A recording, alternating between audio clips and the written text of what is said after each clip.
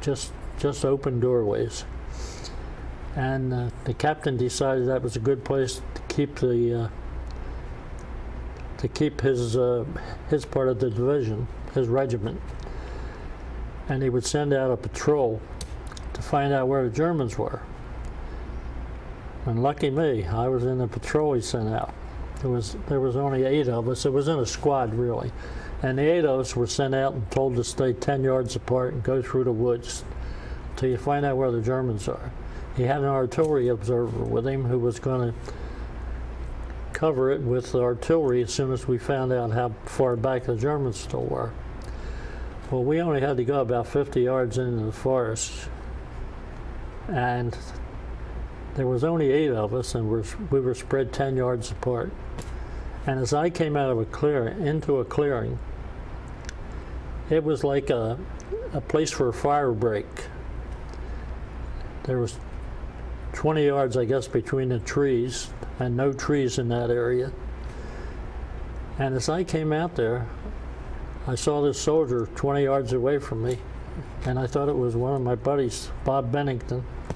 Had a heavy overcoat on and snow hat on, and I thought it was Bob Bennington, one of my friends. And I looked at him and I said, "Hey, Bob, what are you doing up here?"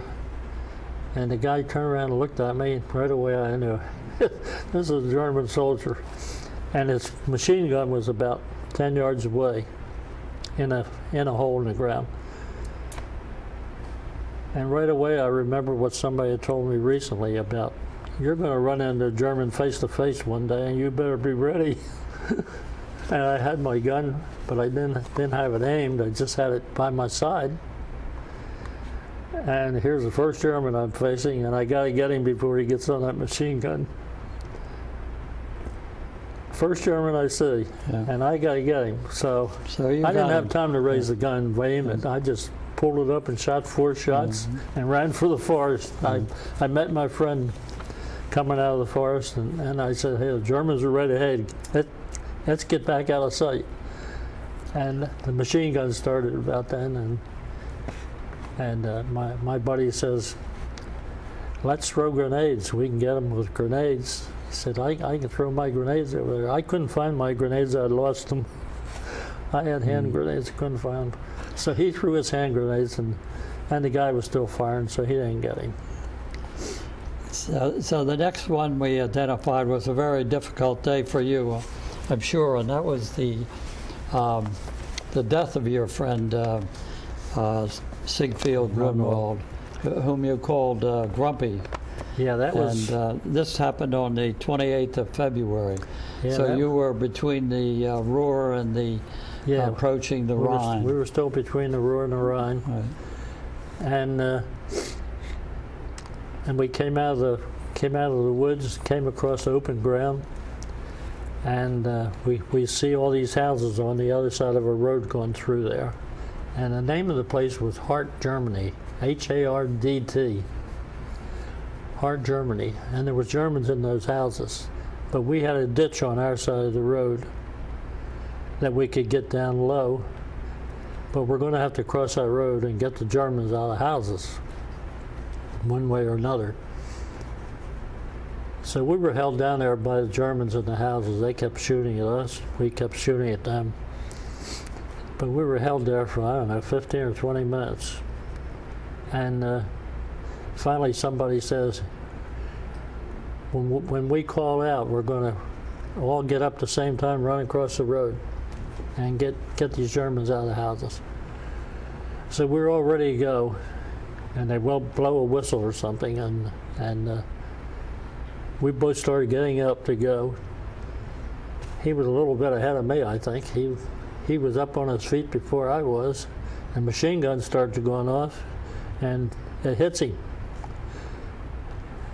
As he fell, I knew he was dead right away because I hear the air come right out of him. And that stopped us for a while, the machine gun. But he's laying there dead. I couldn't help him or anything. And then pretty soon they blow the whistle again when the machine gun stopped, and we went across the road and went into the houses. In the meantime, the Germans had decided, well, they better get out while they can get out. So they go out the back door of the houses. I look out the back window of the house, and I see the Germans running across the backyard, heading away from us. And I just couldn't shoot them in the back. I had my rifle with me, couldn't shoot him in my back. I could have easily ended the score for my buddy. But I let him get away, and I didn't see any of them. Our guys didn't get any of them, it didn't look like. I'm sure that was the most difficult experience of your entire... It sure was. I lost my best buddy there for that lousy little village. The next experience we identified was freeing American GIs in Hanover when you got into Hanover. Took Hanover. Well, that was before Hanover. We had to take Hanover, Germany, and the 84th Division did take Hanover, Germany. It was the largest city in Germany that we took. But before we got to Hanover, the day before probably, or 2 days before, we had to take Salzwedel, Germany. And in Salzwedel, Germany, as we went in, and we were on trucks riding in, and we had tanks with us too, and a couple of tanks. There was a big prison camp there we were passing on the street, and it was full of women, and they were all Jewish. And one of our tanks went through the gate. The gate was locked, and he just went right through the gate and knocked it down. There weren't any German soldiers around. They had all left, and all these Jewish women came running out into the streets. And I never saw a bunch of women that looked so bad.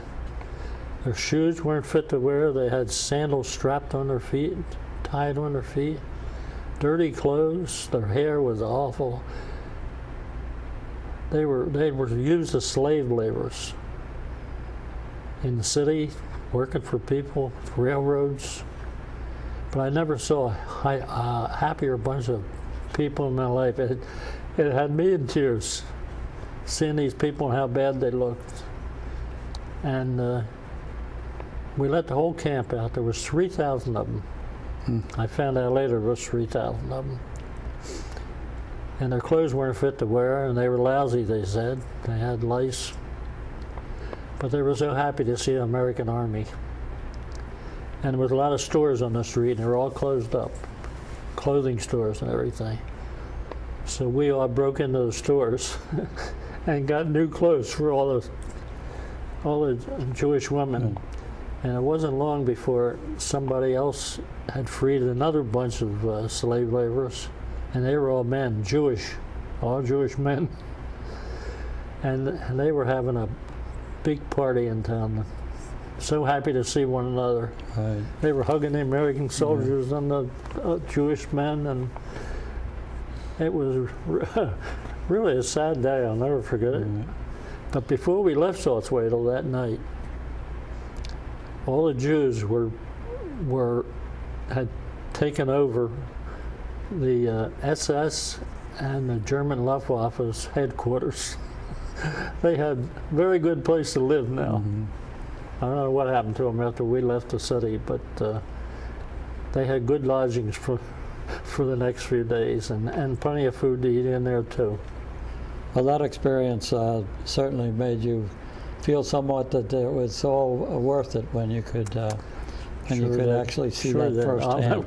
I'll never I'm sorry forget. I had the dates reversed there. I'll never forget that day. Then you went into Hanover and freed some American GIs, is that correct? Yeah, we freed another prison camp, but they were all soldiers, British and American soldiers, and one of them was a lieutenant.